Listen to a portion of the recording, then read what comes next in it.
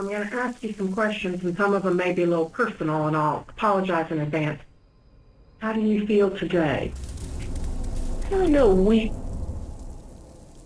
Now, have you ever been involved in a lawsuit before? No, ma'am. Okay, never sued anybody before? No, ma'am. Good morning, girls. I'm going to talk to you this morning about the way you look. Now, I've heard it said that we women attach too much importance to our appearance. But that isn't true. After all, the way we look exerts so much influence on the way we feel and on the way other people feel about us that it really is very important. As a French chef might say, it's the little touch of seasoning that makes the dish just right. One of the biggest cosmetic brands, designer cosmetic brands in the world, their ex-formulator had contacted us. He said, quote unquote, "The cosmetic industry is destroying women's cells." C-E-L-L-S, cells. And I said to him, why don't you say something? He said, I can't.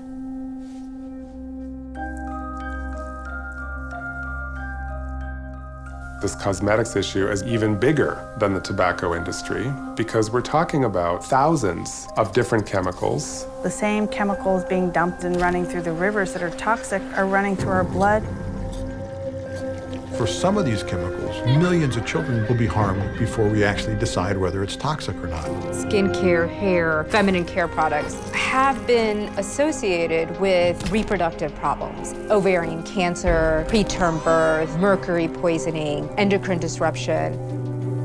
The cosmetics industry comes back with their own science, and they say, oh, just a little bit of a cancer-causing chemical. You have no way of knowing what's in your product. Wealthy, big corporations don't allow regulations to happen, who allow people to be harmed. In cosmetics used by women in this country every day, 125 ingredients suspected of causing cancer, and the list goes on and on and on. Chemicals are not like people. They're not innocent until they're proven guilty. Unless we do bring these chemicals under better control, we are certainly headed for disaster. We don't want to wait 60 years to find out that some chemical we use in hand lotion is causing breast cancer.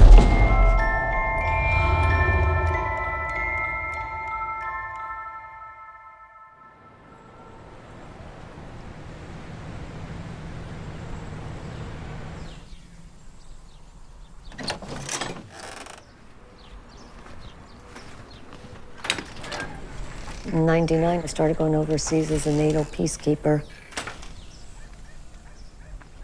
Places like Qatar, Kosovo, Kuwait, and Afghanistan.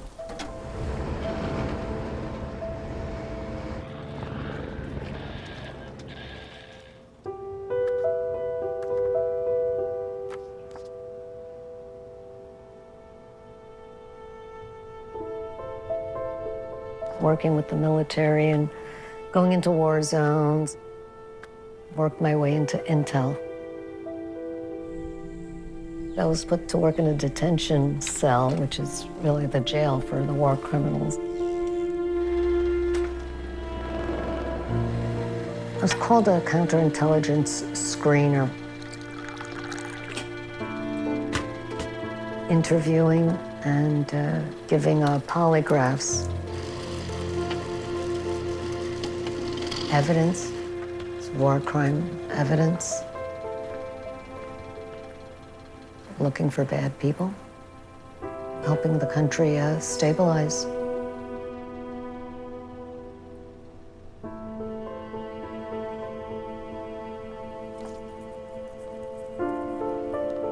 Everybody used to call me Superwoman.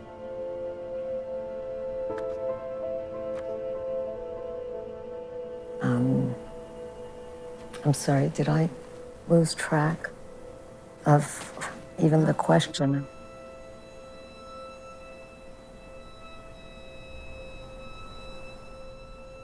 It's just flew through my head right now.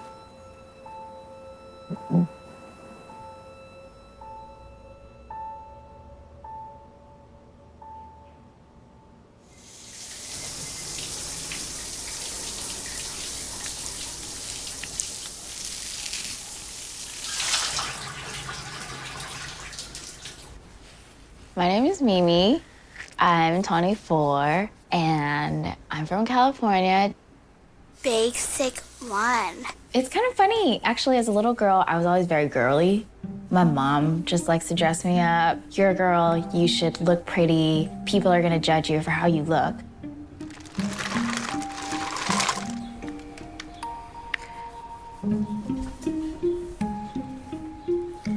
I looked up to my mom. I thought she was really pretty. Well, that's because I think my dad's really ugly.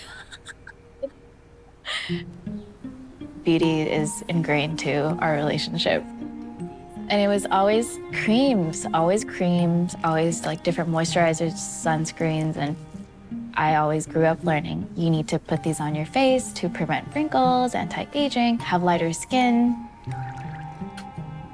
There's a huge thing about having lighter skin. Don't go in the sun, you'll get too tan. Make sure you put sunscreen on so you can have nice skin and people will like you more.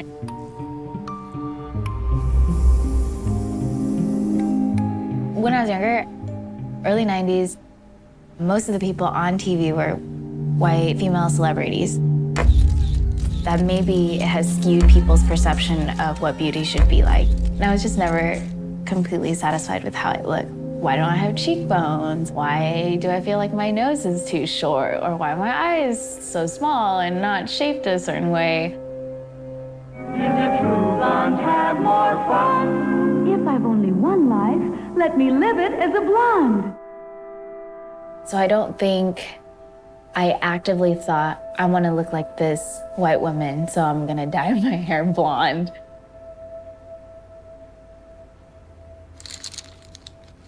I love makeup. I love personal care products. I've never even called them personal care products.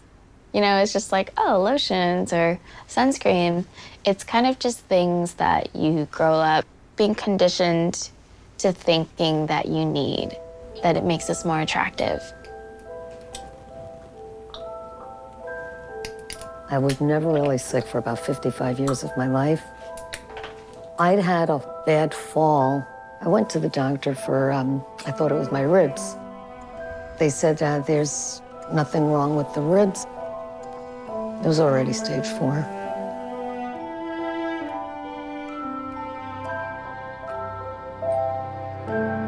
I was officially diagnosed in May 2014, ovarian cancer. Told in March that I had no more than 6 months.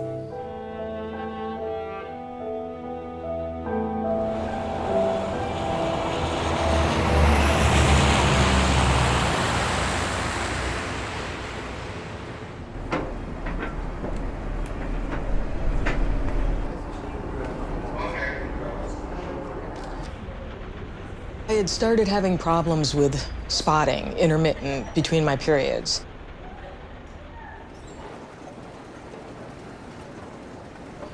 I was 49 years old. I knew I was probably not too far from menopause, but it still didn't seem quite right. Hi. I went and saw the gynecology surgeon. He was sitting at his desk with a pathology report.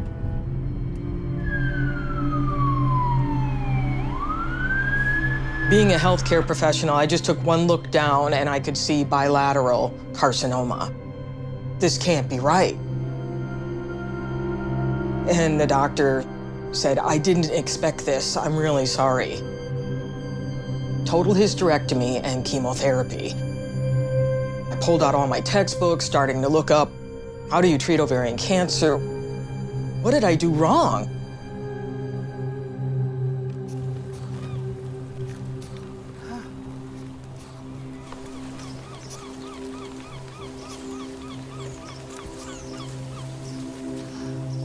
Had surgery December 2014.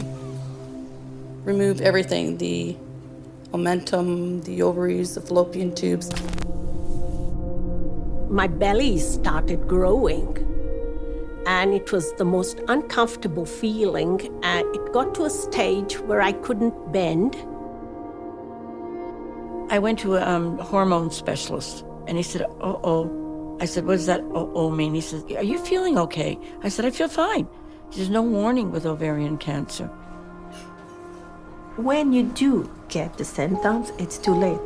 When they find it, it had spread everywhere. It's like it's the end of the world, you know? The doctor put in a needle right through the skin under my abdomen.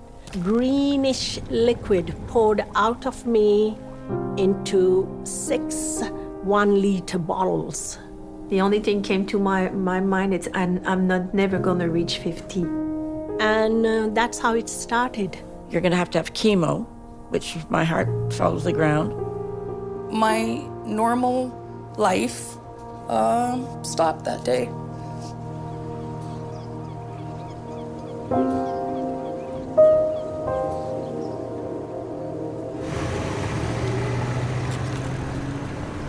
In the handouts the doctor had given me, there was a book from the Gildner-Radner Association.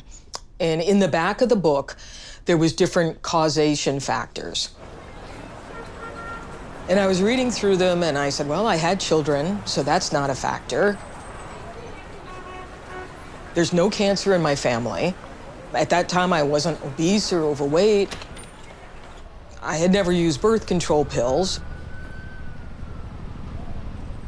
I kept reading and I said, talcum powder. What? Talcum powder? Ever since I was a little girl, Johnson's baby powder has made me feel soft, fresh, and loved. Johnson's baby powder keeps anybody's baby smooth and fresh. Picked up the talcum powder, baby powder, shower to shower, looked over the labels, and there was nothing even stated on the bottles at all that there was any risk of cancer.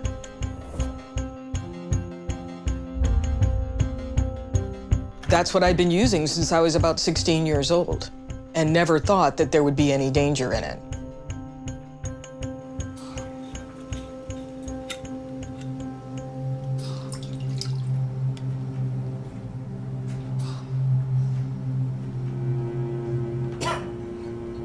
I used Johnson baby powder and my mom. The women in the house were baby powder ladies. My mother used it on me as a child and as a baby.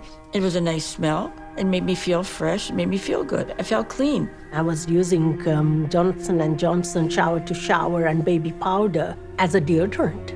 I was putting it in my bed before I would go to bed because I liked the smell of baby powder. Yeah.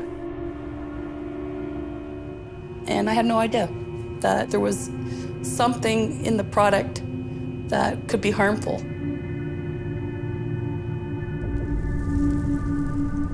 How long have you used body powders? All of my life. Because you want to be fresh, and we ladies have to take care of ourselves. And what type of baby powder would you use? Johnson & Johnson.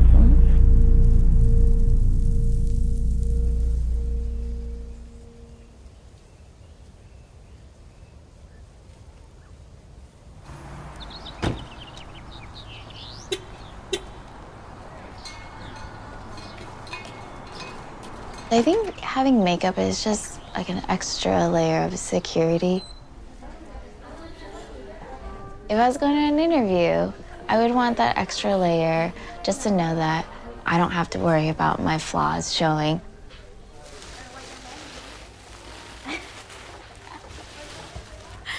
Even though maybe other people wouldn't see it, there are just things that I would notice about myself and would make me more self-conscious.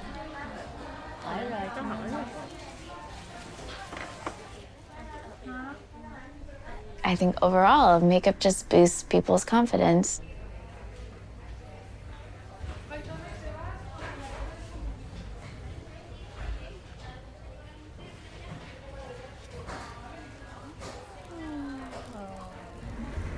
I really think that makeup has been ingrained so much into our culture.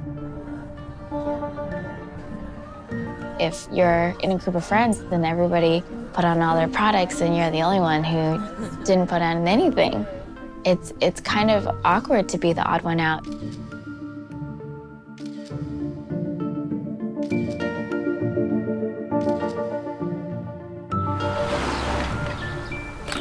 face routine. So you said primer. You said moisturizer, primer, and foundation. Oh, I use this one too.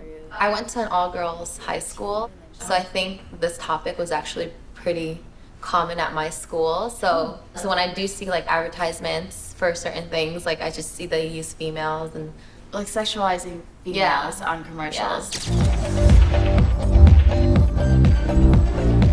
Cosmetic campaigns, like they will take some very influential person that a lot of girls look up to and they use that person to advertise for whatever product.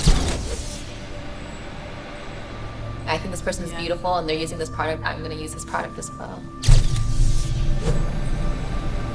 We shouldn't be telling girls to stop using products. We should be telling the government and regulators and companies to stop creating toxic products.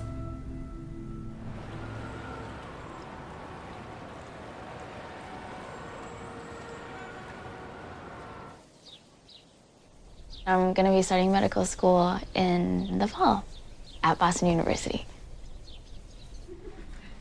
I wanted to work with Dr. Mahalingaya because she is a reproductive endocrinologist. It's great to be here today. A lot of Dr. Mahalingaya's work is on environmental exposures and reproductive disorders. Today's talk is going to go over trends in human fertility. We'll spend a little time on definitions because that's really important as you're thinking about study design. I look to her as a mentor. In the past, she's looked at environmental toxins or exposures on the prenatal period.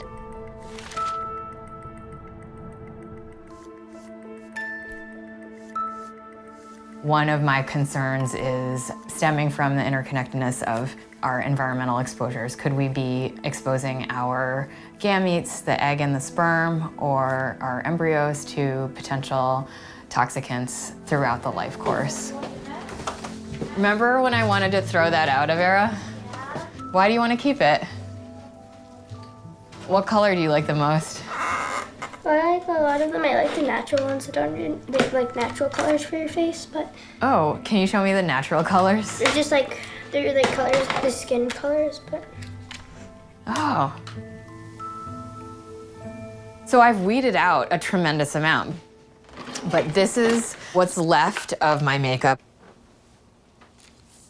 This is supposed to make your skin look bright. And I also think that's probably an estrogen type effect on healthy growing skin. That in addition to other personal care products, the volatile organic compounds that are off-gassing from nail polish. Once populations have been exposed and discovery has been made about the associations, we've already lost a generation to that exposure, which might be subtle effects at the level of infertility. If you want here. It might be more devastating effects in other aspects of development. I think we should be concerned. I didn't start using products until college. That's when I started having this benign tumor. I have small breasts already, so on me, the tumor was really apparent. My physicians would tell me, oh, it's something that just happened. Yeah. Oh, it just happened? I'm unlucky. Yeah. But maybe it wasn't because of luck. It was something I used, Physiological. So I finally got the tumor removed, but it grew so large that now I have a really big scar. And the more I talk about it, it seems like other girls are saying, oh my gosh, I have this too. Oh, I feel a lump, and I'm just like, we're in our 20s, like, it shouldn't be happening, like, you know. What is it? Or like, what is this caused by? In terms of our fertility, when a compound has an endocrine-like activity or is an endocrine disruptor, any substance that is synthetic that can act like an endocrine hormone. So the endocrine system has multiple different hormones. Thyroid hormone that comes from the thyroid. Estrogen and testosterone are well-known sex steroid hormones. That action, that hormone interference can happen on many different biological levels. And we are finding that many of the synthetic chemicals in personal care products can indeed interfere with hormone action.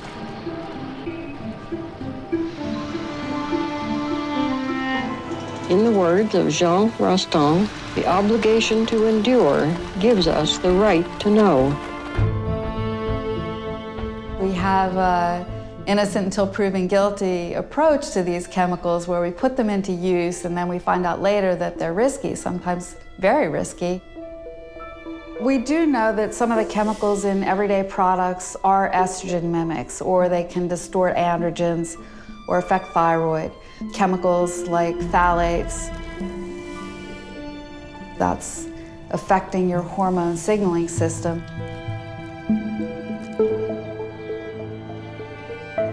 We're trying to figure out if some endocrine disruptor can promote breast cancer or induce breast cancer or have an effect on the mammary gland development. A lot of cream like that you're going to put on your skin have paraben. In some of the makeup, you're going to find some paraben and or some phthalates. So there are a lot of products that are using those molecules. We think all the hormone disruptors are going to be relevant to all the hormonal cancers. So that includes prostate, testicular, ovarian, endometrial, and to reproduction and growth. So this is not just a women's problem. The industrial processes that make some of the additives in something as benign as makeup are the same kinds of processes that are involved in chemical warfare and biological weapons.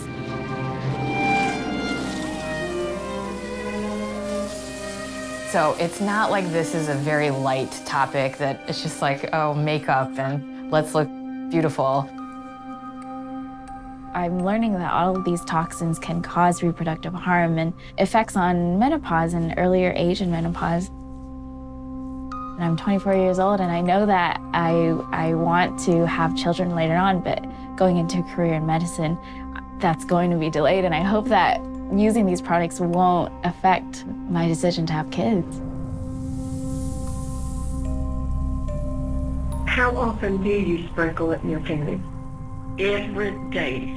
My mother, my sister, and I. And I never would have dreamed or thought that the powder could cause any kind of harm to anyone. No, there's no warning label on talc regarding risks of ovarian cancer.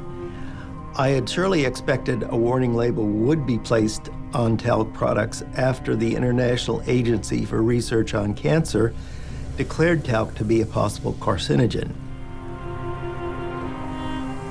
But even then, no warning labels appeared, and that's what's prompted me to get involved in this litigation issue.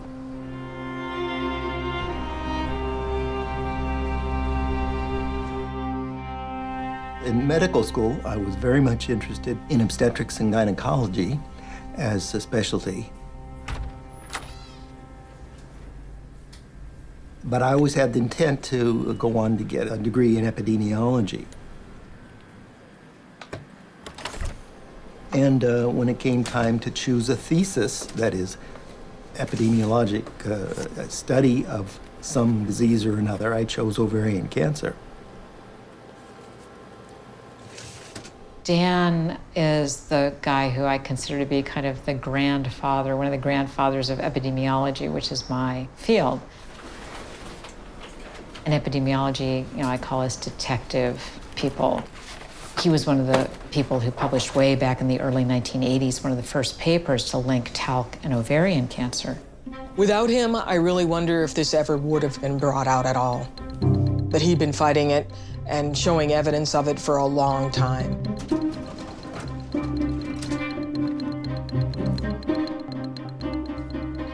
There had been some suspicion about talc and ovarian cancer, but had not been studied in any sort of systematic way. Well, first I should explain that we decided we would do a case control study. We would interview women who've recently been diagnosed with ovarian cancer. And we would ask them, a year before your cancer was diagnosed, what habits did you have? And we asked about the talc use. And there was clearly an excess of women who used powders after bathing or showering in their genital area. That translates into an increased risk for ovarian cancer. Talc is a mine product, magnesium silicates.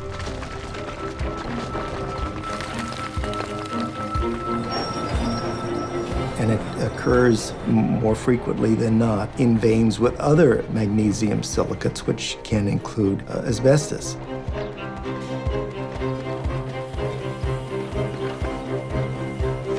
The majority of women were actually using Johnson & Johnson, but there's nothing unique about Johnson & Johnson in terms of the talc. Talc is talc. Oh, here it is. Johnson & Johnson liability. And then here's all the plaintiffs and who they're represented by.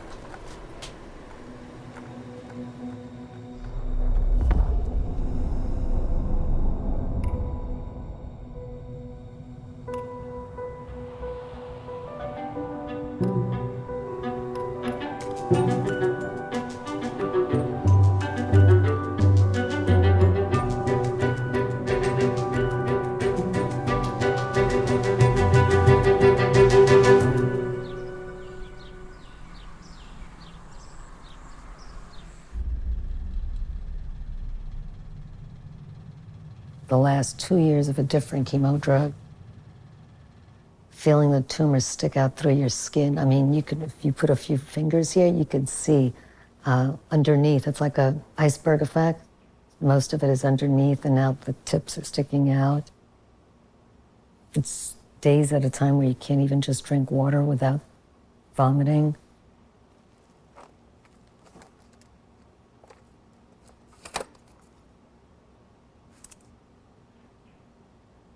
When I was overseas on military bases, I used the regular Johnson & Johnson baby powder and shower to shower.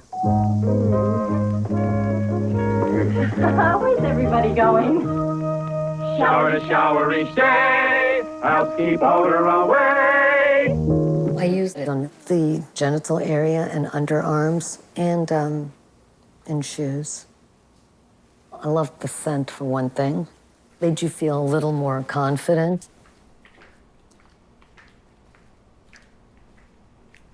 It's just a frustration that is on a level that, I don't know, it just paralyzes you.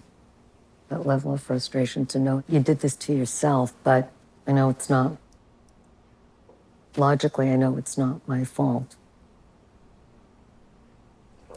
What it boils down to, it's destroying lives. When it comes down to it. That's exactly what's happening. Lives are being destroyed.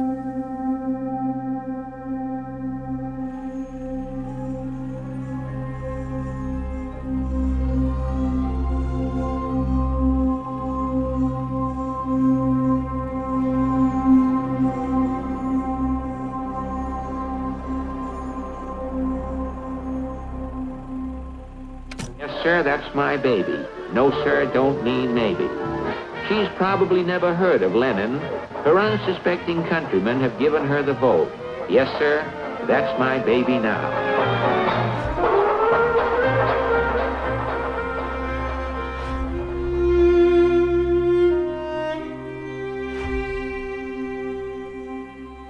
So this is called the American Chamber of Horrors, and it talks about the dangers of the cosmetic industry back in 1936.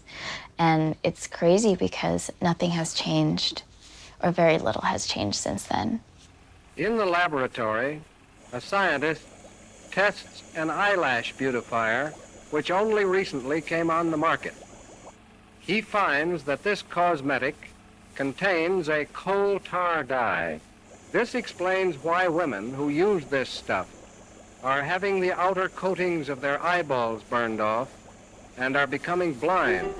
The way we regulate personal care products in this country hasn't changed since the 1930s. President Roosevelt has endorsed a bill which should be front-page news to every consumer in America. Its purpose is to protect you as a consumer from the many dangerous and fraudulent foods, drugs, and cosmetics still to be found on the market. I don't think it's possible to imagine a worse regulated family of products than cosmetics, which is surprising given how intimately we use these products. The FDA works very hard on drugs, on medical devices, perhaps a little less well on food. Protecting people from dangerous materials in cosmetics is not even in the back seat. It's not even in the car.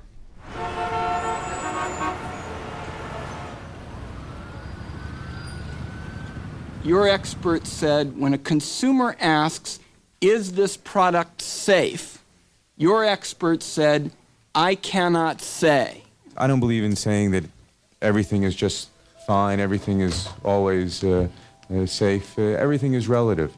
In some cases, if the advertising is inaccurate for things like cosmetics, deodorants, and hair tonics and so forth, people might use the product in ways that could injure their health. Inaccurate? Aren't they actually lying?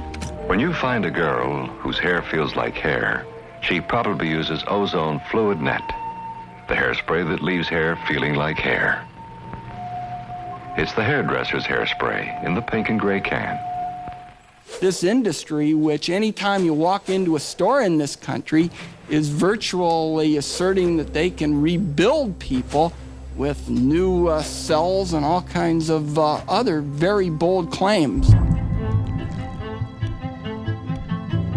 The $84 billion domestic cosmetics industry is regulated currently by about a page and a half of federal law. Really impressive, important, influential members of Congress have tried. Ron Wyden from Oregon, Ted Kennedy tried, and every time they've introduced legislation that would require stricter regulation of the industry has fought it back and has said, we will do a better job of regulating ourselves.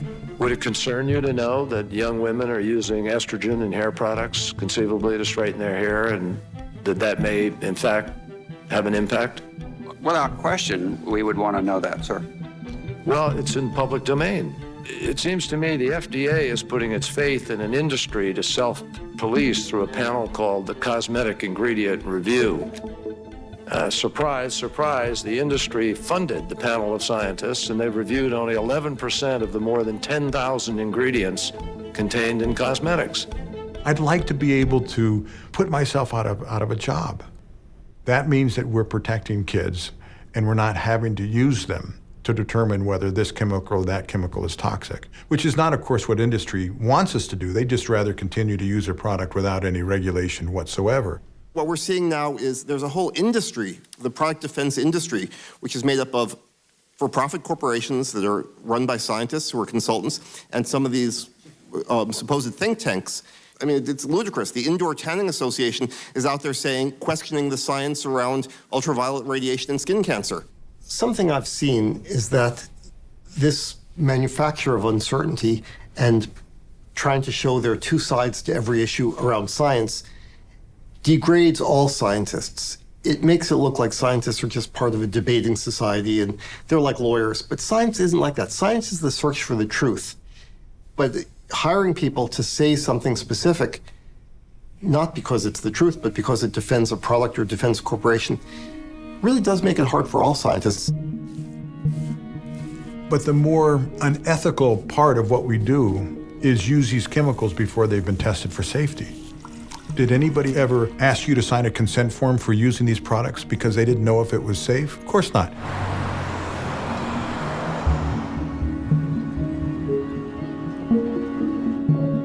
Labels do not disclose what's in perfume, aroma, fragrance, or flavor. Those catch-all terms can conceal a range of potentially hazardous chemicals. The world operates with what's called a post-market regulatory system. That means that the product is put onto the market first. It's not like you have to test the product first, make sure it's safe, and then it goes on the market. No, it goes on the market, and then if there are incidents, that's when the regulatory system kicks in. Nobody's testing to see if that eyeshadow has in it what it says it has in it.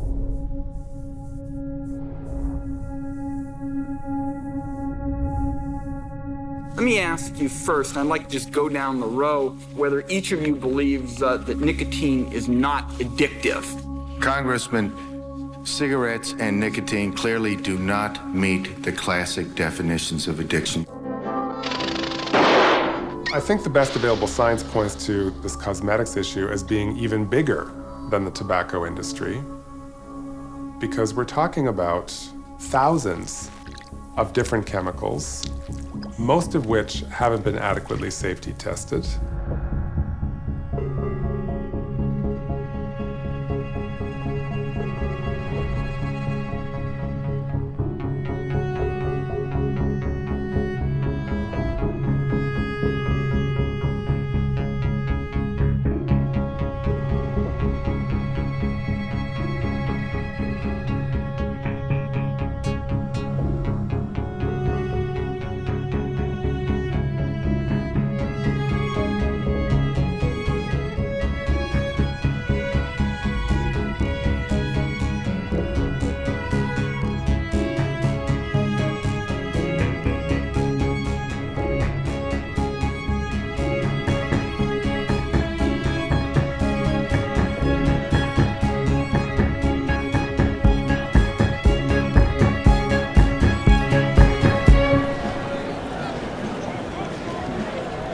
There are really two pressing pollution crises at the moment. One gets a lot of media, and that's climate change, and deservedly so.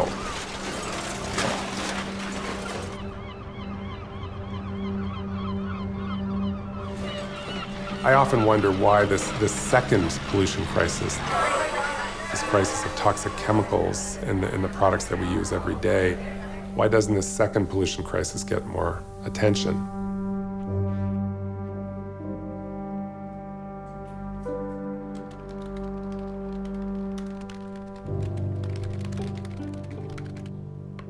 I met with Dr. Rick Smith. He is an environmentalist, and he's also done an experiment and wrote a book about it called Slow Death by Rubber Duck.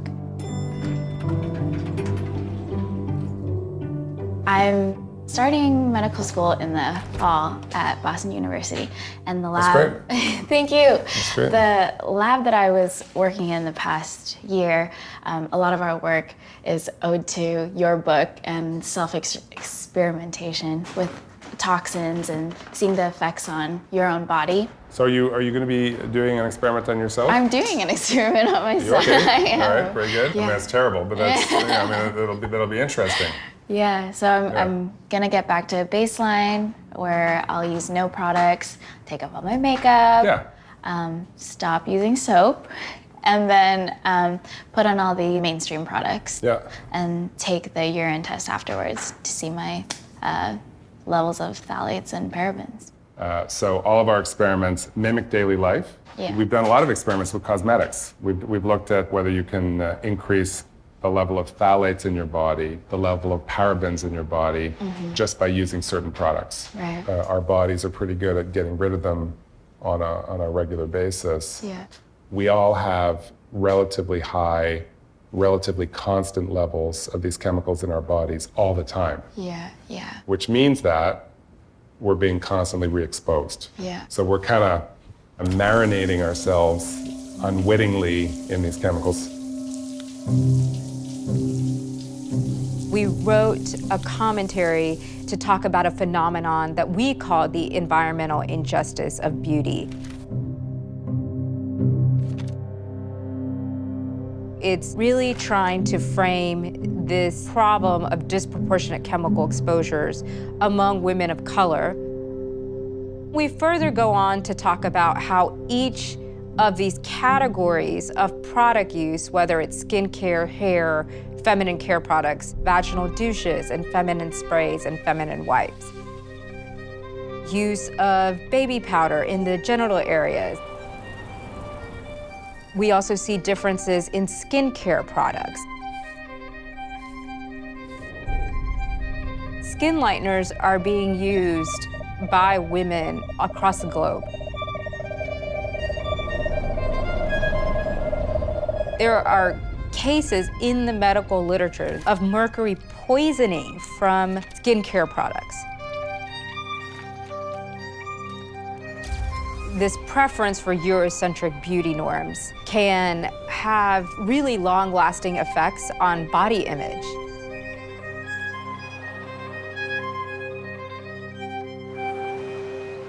I'm going to start off this evening by talking about personal care products and about breast cancer.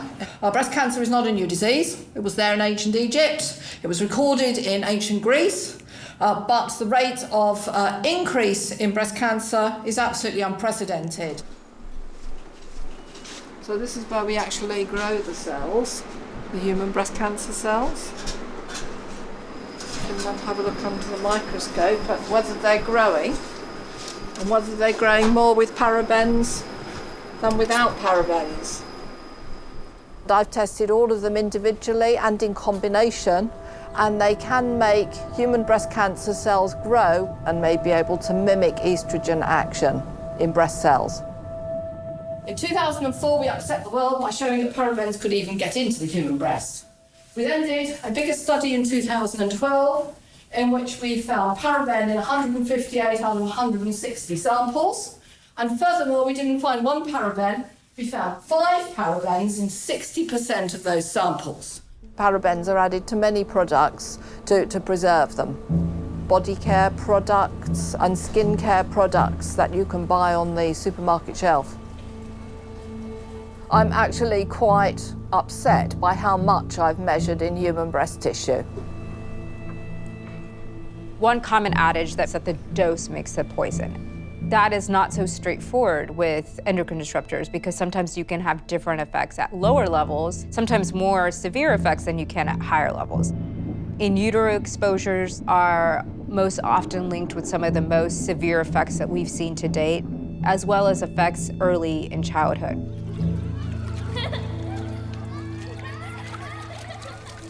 Children's bodies work differently. They're smaller, they metabolize things differently than we do. And their bodies are developing still. So when they're exposed to these endocrine disrupting chemicals in our personal care products, that has implications for that child's future health.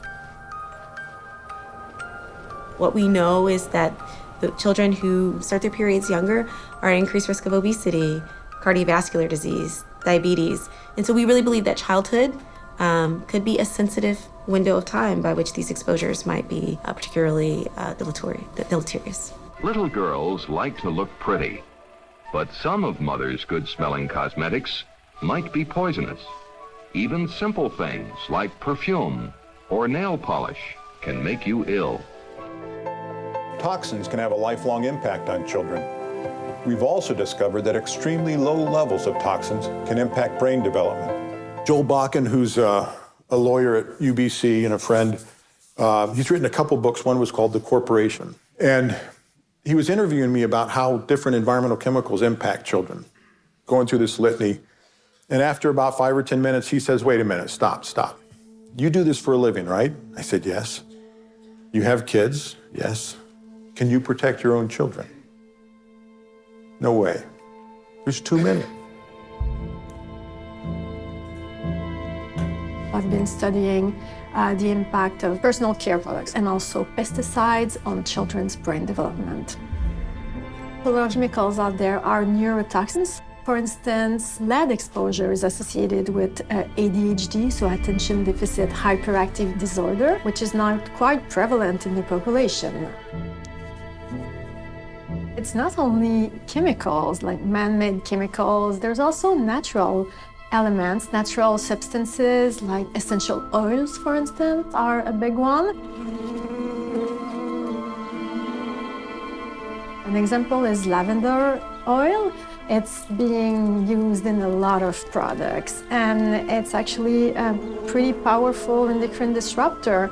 There's been case studies published of boys growing breasts because of use of creams or lotions or oil that were applied to their bodies.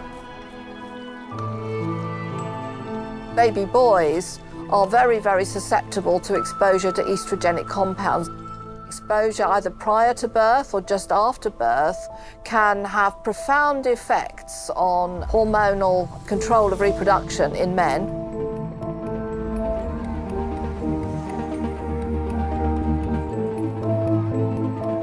These companies are telling you, yeah, it's gentle, it's safe, and then you learn 10 years down the line, oh my God, I'm infertile. Why am I infertile? Or, oh my God, I have cancer. Where did this come from? My family doesn't have cancer, no history of cancer. There are questions that should be raised, and we need to find answers.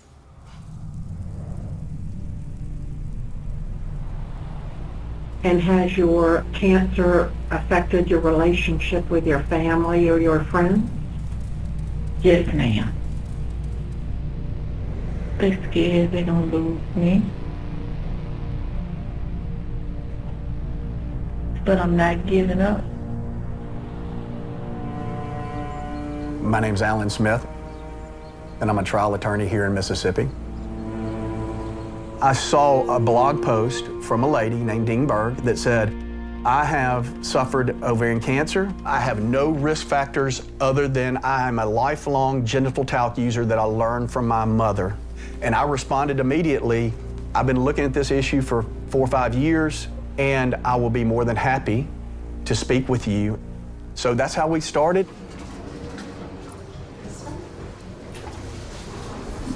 Hi, we're looking for John Sloan. Sure, one sec. I'm looking forward to speaking to the Canadian women because I want them too to have hope that they can fight this, that they can live with it, and that we're in this together. Hi, I'm John. Nice to meet you, Dean. Thanks for coming. We're the ones that actually speak with the client. I always called her Meyer and Brockovich because she was the ultimate whistleblower. Why didn't this ever come out to the public? Why was there no notice put on baby powder? And why isn't this talked about then? If this is one of the most deadly cancers for women, why isn't this brought out in the public? Hi, ladies. Hi.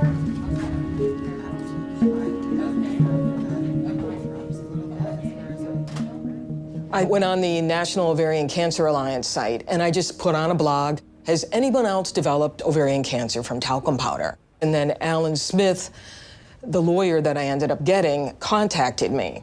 And he said, I think you'd be the good case because they can't find anything against you. We started the lawsuit, and then Johnson & Johnson, of course, tried to fight it. They tried to get it thrown out for this reason, that reason, everything. But the judge was a woman, thankfully, and she stood behind us and said, no, it's got to go to court.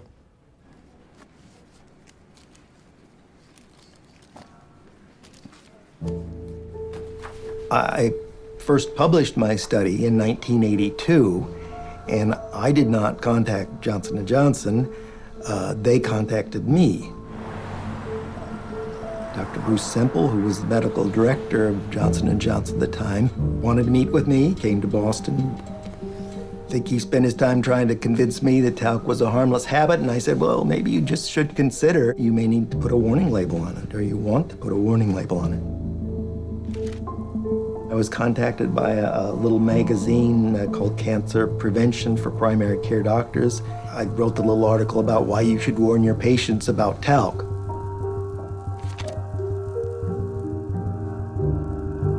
Well, that caught Dr. Semple's attention again, and he wrote a letter. They encouraged me to limit the amount of public discussion of the topic. I didn't have any further contact with them. I think they kept track of what I was studying and my papers on the topic. We're talking about a product named baby powder. It's not just talc. It's 99% talc, which is carcinogenic. It has asbestos in it, which is carcinogenic. It has heavy metals in it, which are known carcinogens. And it has silica in it, which is a known carcinogen. So I liken baby powder as a delivery device of multiple carcinogens, exactly like a cigarette. The senator from Massachusetts. A technique that has been used to extract ovarian tumor material found talc particles in approximately 75% of ovarian tumors examined. Subsequent evaluations have appeared to support the contention of an association between talc and ovarian carcinoma. J&J, I consider, as the ultimate villain in this situation, and I want to say clearly why. After we filed a Dingberg suit in South Dakota in federal court, I sent a request for production of documents. My office was stacked with 6-7 feet high of papers all around my office, and I went through every single piece of paper. It was absolutely shocking internal material.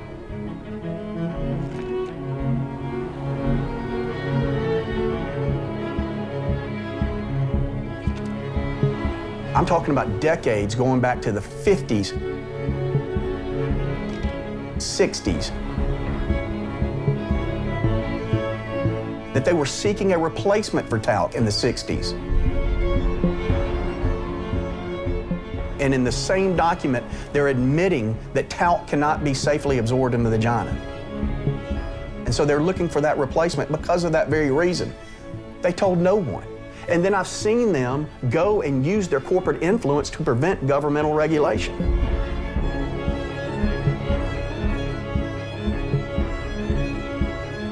Not ever in tobacco litigation, in benzene litigation, not in asbestos litigation has there been an email or a letter memorializing a conspiracy to this scale. They're going out and having side meetings with certain officials at the FDA to prevent the FDA from regulating their product.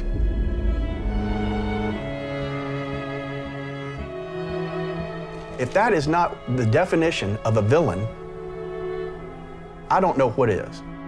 With so much information available about everything we come in contact with, some true and some not, it can be hard to know what to pay attention to these days. All of us at Johnson & Johnson deeply sympathize with the women and families impacted by this devastating disease. At the same time, we are guided by the science, which supports the safety of Johnson's baby powder. Talc causes ovarian cancer. Johnson & Johnson has known about this for decades, and they refuse to do anything about that. So they put me through the deposition, and then we met out in Rapid City, the western part of South Dakota, and they said, well, we'll offer you $800,000. And I said, well, what about the warning label? I thought this was all part of it. There was going to be a warning label, or the product would be taken off the market. No, none of that. And then I'd have to be silent, right. I went out for a walk with my husband at the time, and I said, you know, we didn't do this for money. I said, what about all the other women that are out there? And if I just take money, what good is this going to do? It isn't. So we went back in, and they said, okay, 1.3 million. And I said, no. I stood up, I said, I'll see you in court in September, and walked out of the room.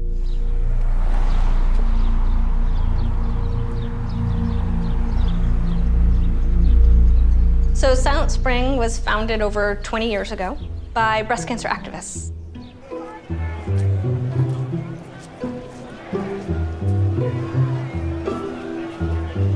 We were founded as an institute to try to study the links between the environment and women's health.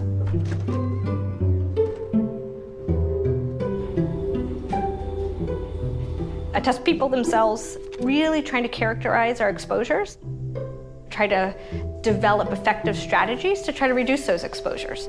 Hi there. Hi, Mimi. I'm Alex. That's great. Hi, Mimi. Hi. Nice to meet you. Nice to meet you too. So thanks for coming to Silent Spring, and I'm excited to tell you about our study. Yes. Have a seat. Okay. Basically, I wanted to look at the chemical body burden difference between using my normal everyday products versus clean products. So I actually just recently started looking at the ingredients in my shampoos and deodorants. Deodorants are a big one. I keep mentioning it, but because I just use it so often, and there's aluminum in talc, which I have read in studies that can cause breast cancer, ovarian cancer. So if that's in my deodorant, then what else am I using and unknowingly causing harm?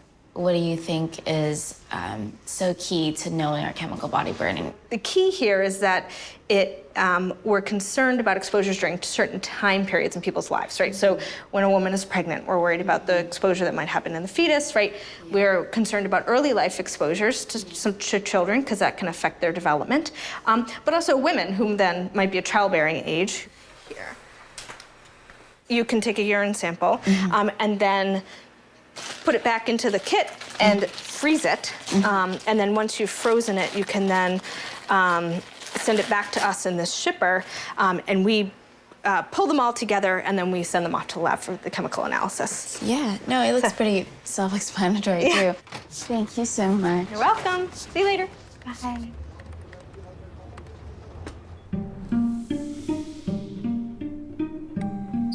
So it's day 1 of my experiment. I'm supposed to be doing a detox day, so no products at all. I just took a shower with no shampoo, no conditioner, no soap. It was the weirdest thing ever. Because I'm not using any toothpaste.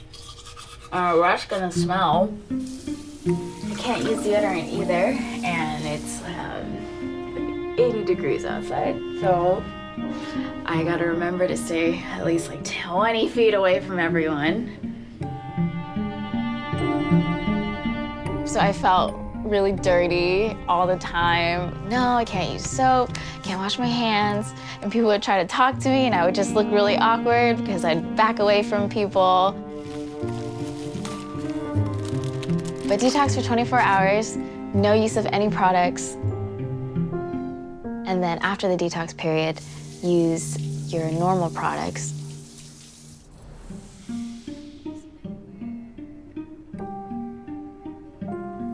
I never thought about the volume of the products that I was using. Eyebrows, lipstick, shampoo, conditioner, shaving. I lost count when I was using them, but I think upwards of 27 products. I'm actually going to look at every single label on every product that I've used. Just make a full spreadsheet of which products have what, and then create categories on which ingredients show up most often. If I do show a really high level of chemicals, I don't know, parabens, phthalates, I really want to look into what disruptions does this cause in my endocrine or reproductive system. If I can find enough data, if I can pull enough data to show that these chemicals are very harmful, then I would take it even further and really tell the public, hey, this is what we're doing to our bodies and we need to stop.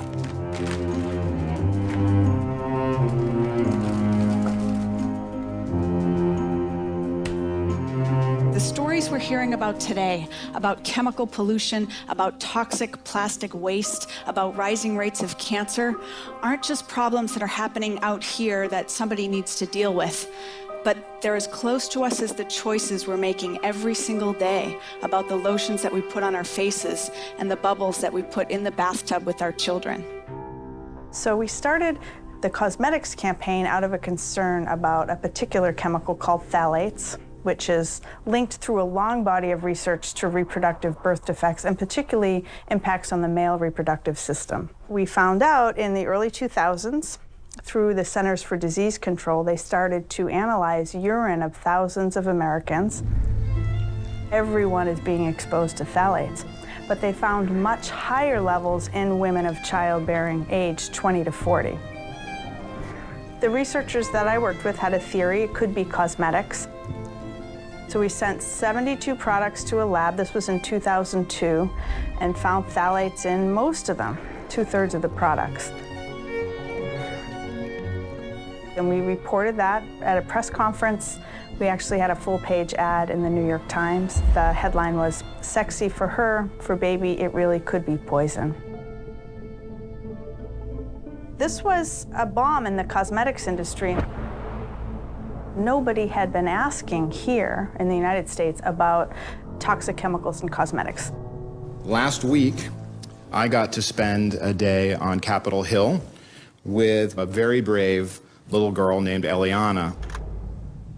Eliana lost all of her hair, even her eyelashes. You can add pretty much anything to personal care in any amount, and sometimes, as we saw with a popular shampoo sold by a celebrity hairstylist, tens of thousands of women and girls lost some or all of their hair, some permanently. And I was just very, very, very shocked and disappointed that this company that makes so much money off of this product cannot be responsible for what they've done. And it's sorry. My family has just seen the worst. My hair falling out, and my husband, I had to make a difficult decision for him to go ahead and shave my hair off. Sorry. I would say it was a pretty horrific experience. There's a product called Just for Men. It's their product that's used for beards. Just for Men hair and beard care. Be the better man you are. By the time I got to bed that night around 10:30, the mild itchiness had progressed to an unbelievable itchiness. He made the decision immediately, we've got to go over to Emerge.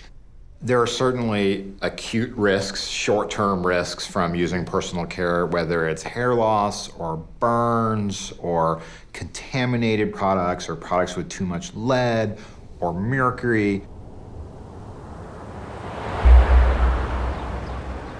But there are also chronic or long-term risks that have been linked to cancer or infertility.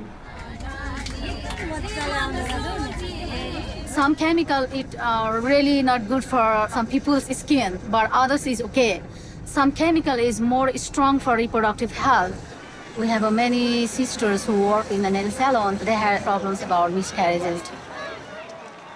Ahorita estamos volteados hacia acá porque tenemos nuestras espaldas contra ellos.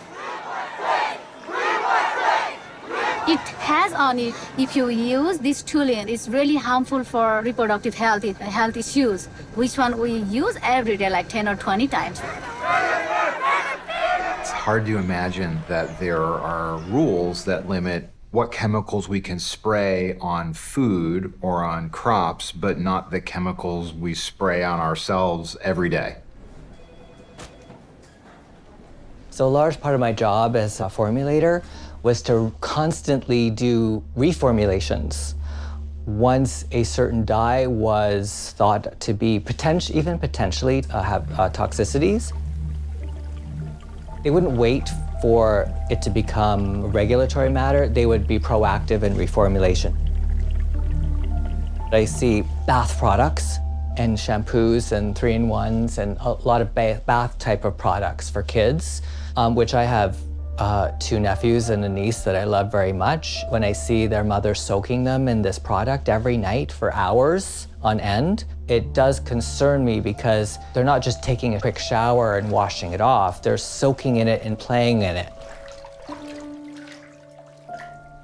All women who wear any kind of deodorant or moisturizer is gonna have parabens in their system for the last 50 years. But then the marketing department got a hold of this and thought we're going to be the first product that has no parabens, so then they substitute it with another preservative, methyl isochloroisozolinone, and now it's proven to be toxic.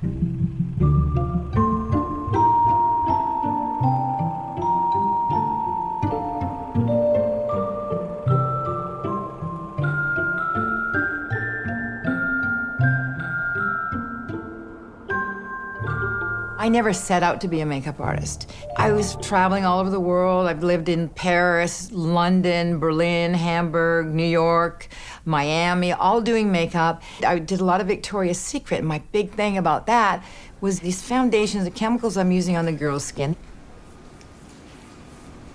These girls are like 18, 19 years old. They're flawless. And in my 30s, I started feeling really, really sick. I had problems with a lot of the makeup because it was burning my skin. When I'd do full body makeup on the girls and I'd take it off with the makeup white, my arms literally would break out into a rash. And so I went and had really advanced blood work, urine analysis, and hair analysis. And when I picked that up from the lab, they said to me, "Do you work in the cosmetic industry?"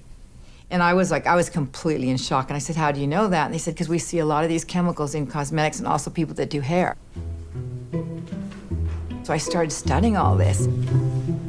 I got so involved in that, people were saying, "Oh my God, if you put this out, you'll never work again in the industry." But surprisingly enough, it catapulted me to a higher level because I was a makeup artist, had something to say.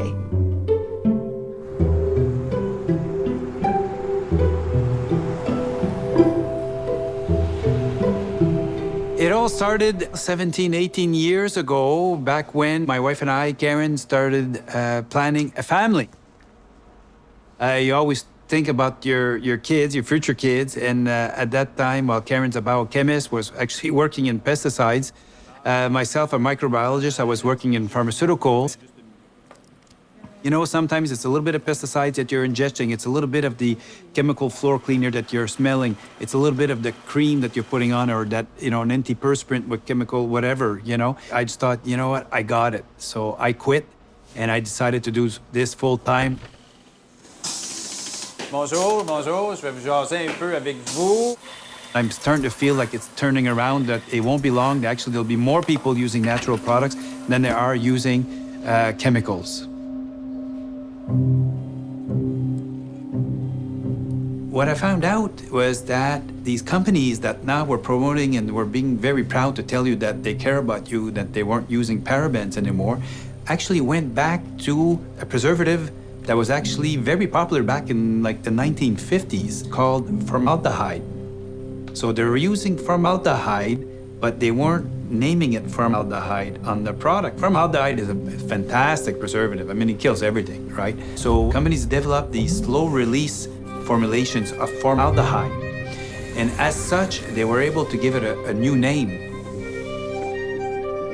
So they can change the name so they can dupe you so that you won't know that it's formaldehyde in the products. And that kind of stuff does happen. This is real life, and it's still happening today, unfortunately. What kind of stuff do you currently use? Okay, so I do the whole thing. I do the moisturizers. I got Neutrogena, a primer, face full coverage foundation, any concealers, like a setting spray. Eyes, anything like eyes, face, lips. So it works. Yeah. If you like I found different clean products for every single item that I had. Like slightly more pink. White. And then I put on my clean products.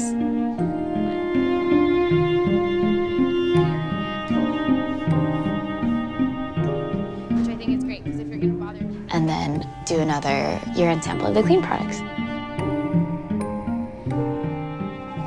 Hey, it's Mimi. I wanted to give you the other chemical body burden test kit. I can find a way to drop it off with you later. Okay, bye. Talk to you soon.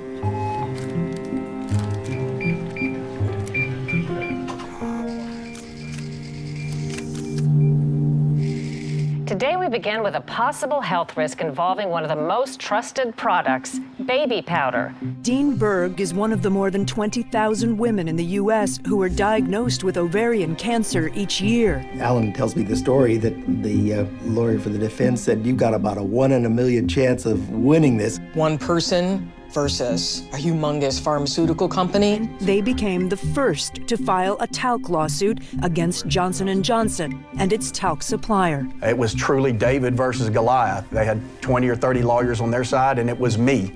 The science, as the FDA sees it, simply does not merit such a warning at this time. And they just keep coming back at us with, oh my gosh, more and more crack legal teams. They are really swift. The FDA also did say, though, the growing body of evidence to support a possible association between genital talc exposure and serious ovarian cancer is difficult to dismiss. God bless them. So it went to court in September, and that was probably one of the hardest weeks I ever had. The truth, as we will show you over the next 3 weeks or so, is that Johnson's baby powder, which has been sold to millions of people around the world for over 100 years, are absolutely safe, do not cause ovarian cancer. There have been no studies saying that it does. They put up big poster boards of women's internal organs. And they talked about sperm going up the vagina.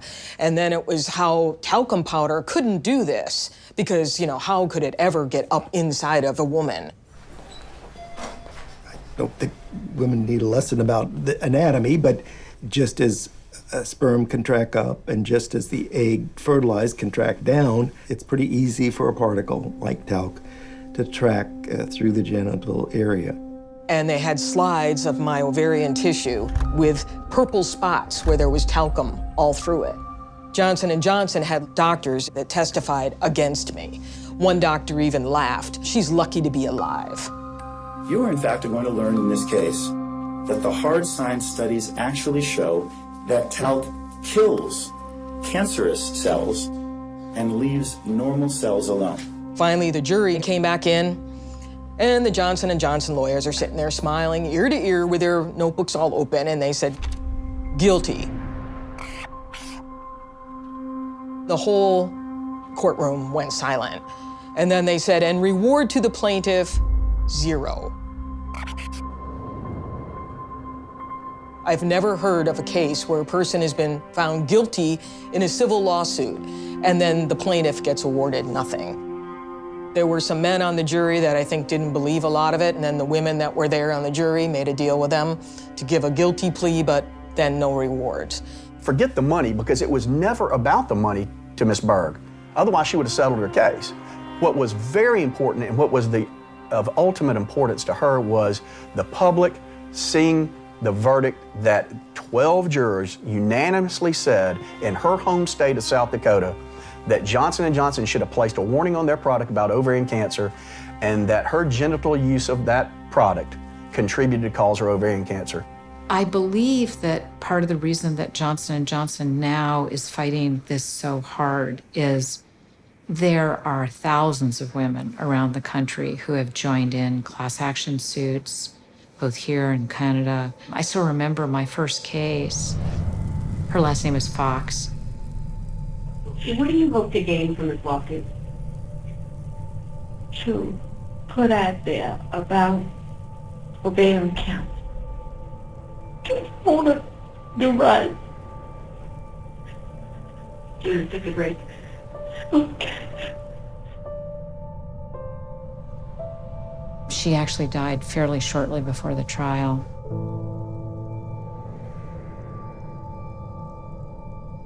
This is a big girl. You a big girl? Yeah. You gonna teach me how?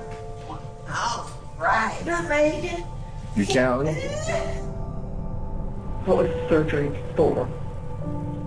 My colon, my spleen, and cutting my intestines for a hysterectomy. Those are the ones that I remember. In a landmark decision, a St. Louis jury ruled that Johnson & Johnson must pay $72 million, including $62 million in punitive damages, to the family of an Alabama woman who died from ovarian cancer. Her whole fight was for not just for her, but so many other women.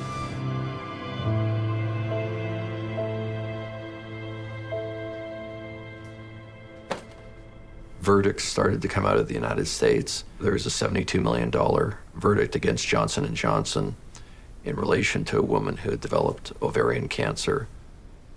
We've been approached by victims, women, who used Johnson & Johnson baby powder over a long period of time. And these women had developed ovarian cancer. I know it takes a lot of courage to come forward and to kind of talk about what's happened to you. And so we really appreciate you being here and sharing this. And as you said, Dean, it's embarrassing to tell your story sometimes. And one, for judgment of others, and two, because you think, oh no, I did something wrong to myself. I don't want any more people to have to go through what we've just talked about. I don't want anybody to have the option to buy that on the shelf today.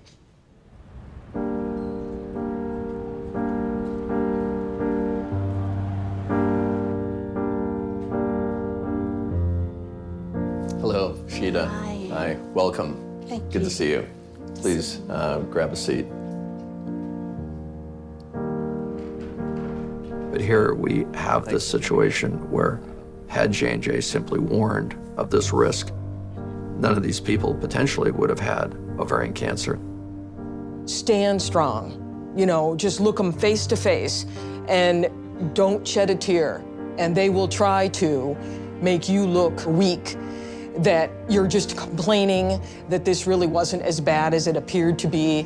And if we stand together as women, we can do this. Yeah, she could do this. What's that? What I'll do after I go back to the States is I'll try to nice meeting you. Nice meeting you too. And thank you for your story. Oh, thank you for all your support and being a pioneer. You're welcome. Nice to meet you. Thank you so much for coming. I feel good as a woman, as a whistleblower. I open this up to the public to try to help prevent other women from getting ovarian cancer and suffering the way I did and other women have. I know I didn't get any money for it, but as I said to my husband, I have my life. I'm still alive 11 years later after having ovarian cancer, and no money can be awarded for that.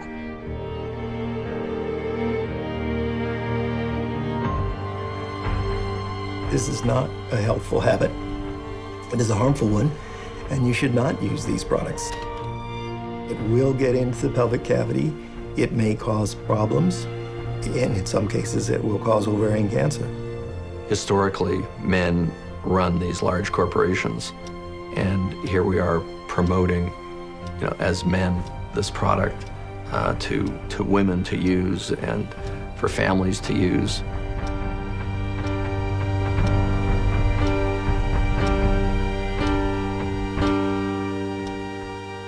Now, as chairman and CEO of this company, I take this personally and very seriously, and I know that many of you do too.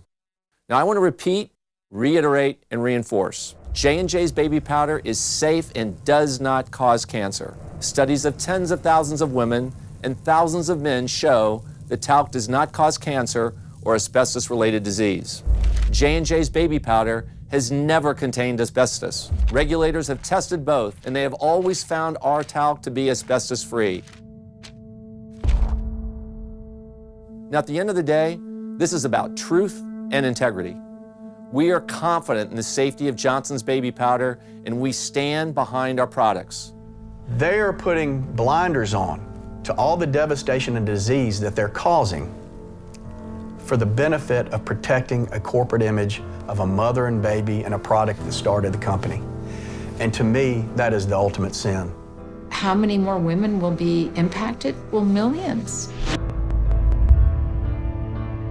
While this drags on for 10 years more, and J&J will keep it in the courts as long as they possibly can.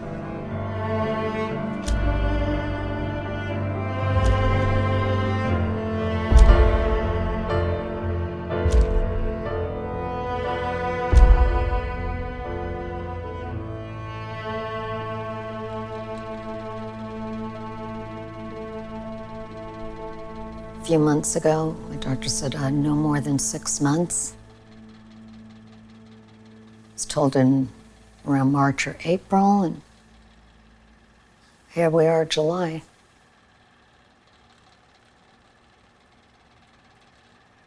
I have such a love for children. I wonder if this was the reason why I couldn't have any as well.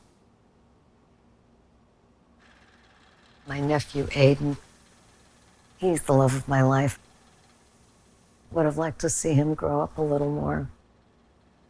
The thing that hit me very profoundly was that I started having days recently where the only thing I was looking forward to is taking a strong sleeping pill and just sleeping at night, because that would be the only time that I'm not hurting and not in pain. So what's the purpose of living if all you're looking forward to is going to sleep in the evening?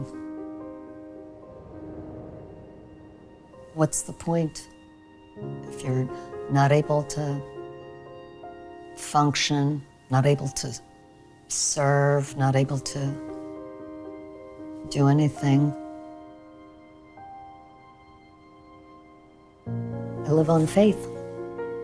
The name of my street is Faith.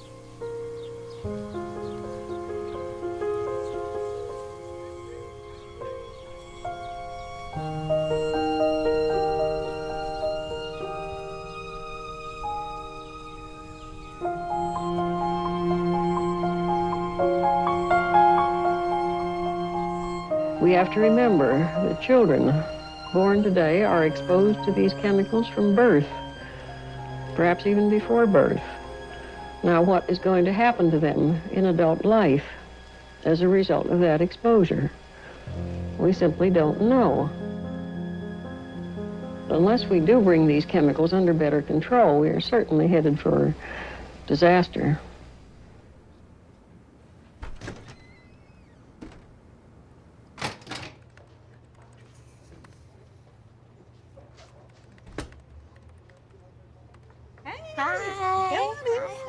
It's so good to see you. Yes, very good to see you. Thanks for coming again. So how are you doing? I'm good. Yeah. I'm good. Yeah, it's been a good summer. Good. Yeah. You've been busy? Yeah, Good. but gotta go back to school. Yeah. I was just looking at this. Who's Rachel Carson? Rachel Carson was really one of the first female environmentalists. She wrote this book in 1962. It came out called Silent Spring. And that's how we're named. She was really calling attention to the impact of chemicals, particularly in the ecosystems. But as part of that, she was testifying before Congress. There has been too little to warn the consumer that he is buying and using a very hazardous substance. So many people write me and so many people telephone me and say, well, I had no idea that this stuff that I was using was dangerous in any way. The time she was testifying, she was actually battling breast cancer. And so here's a woman who actually was affected by breast cancer and an environmentalist, and so that's why we're named in her honor. Amazing. Yeah, she's an inspiration. Yeah, so we have your results. I think this is a great opportunity to kind of walk through them. Okay. Ask any questions. We have the day 1 morning, day 1 evening, so that's your first day of regular product use. Then we have day 2 morning and day 2 evening, that's the alternative product use. So you can see here, right, if this is the 95th percentile of most of the national level, you are above the 95th percent. So you have higher levels than most Americans in at least 3 of your samples here. Your samples, actually, all 4 of them had higher levels of MEP, which is a monoethyl phthalate, which is one of the phthalates that's typically used in personal care products. Now, these are, I'm going to just show you kind of the phthalates that we looked at. So you can see the skewness, how quickly you can jump up. You go from the morning sample to boom to the evening sample. Yeah.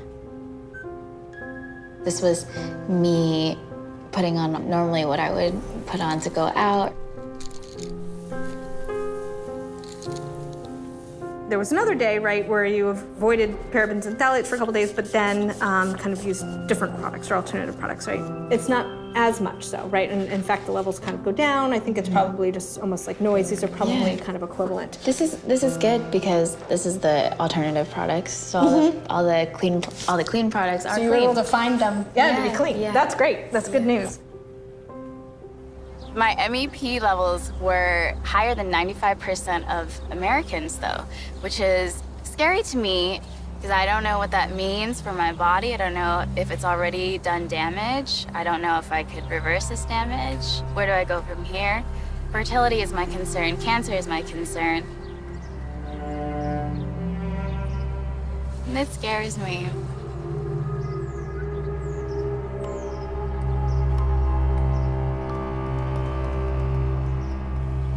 Well, it's nearly time for your next class, so I must stop talking. But there's one more thing that I'd like to say. You will be prettier. You will be more popular. Good grooming will pay dividends to each and every one of you.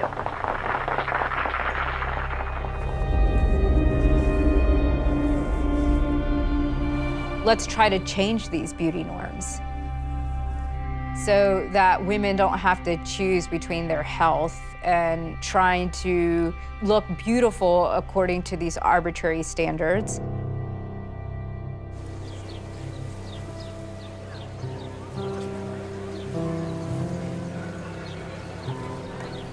This whole experiment, the prospects of it, I think it will definitely cascade into something a lot larger than just one person doing a chemical body burden. Normal response is about 65%. It's very common, perhaps because they... Maybe by me speaking out, there will be a change. Michael, no. Mimi, Nguyen. Philomena Wanze. Abigail Olson. Arti Polani. The current idea of beauty is socialized. And I don't want people to feel a lack of self-confidence or lowered self-esteem just because they don't look like someone they see on TV.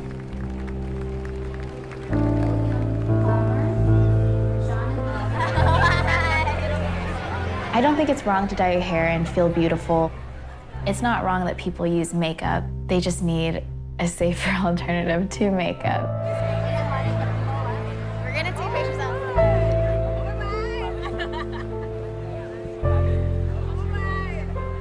I should be confident knowing that I look this way, but I'm not harming myself. 3, 2. Oh, that's a nice one. That's a good one. It's like,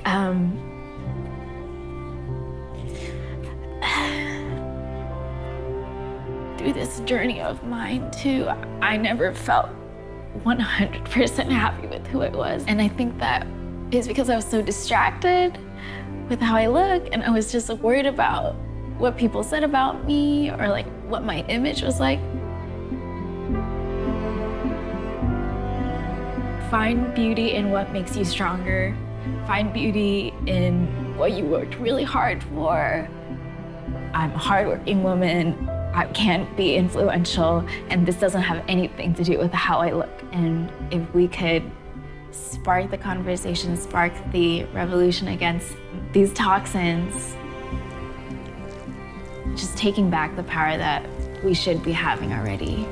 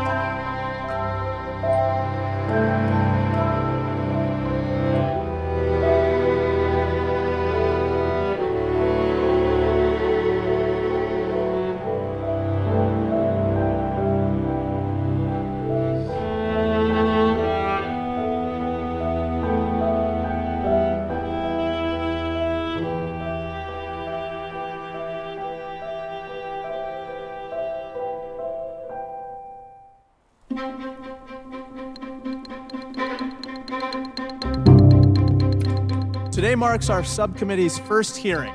Today our focus is on a group of widely used personal care consumer products that contain potentially carcinogenic products.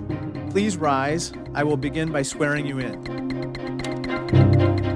Since 2009, cosmetics manufacturers themselves have reported using 88 chemicals linked to cancer, birth defects, or reproductive harm in both men and women.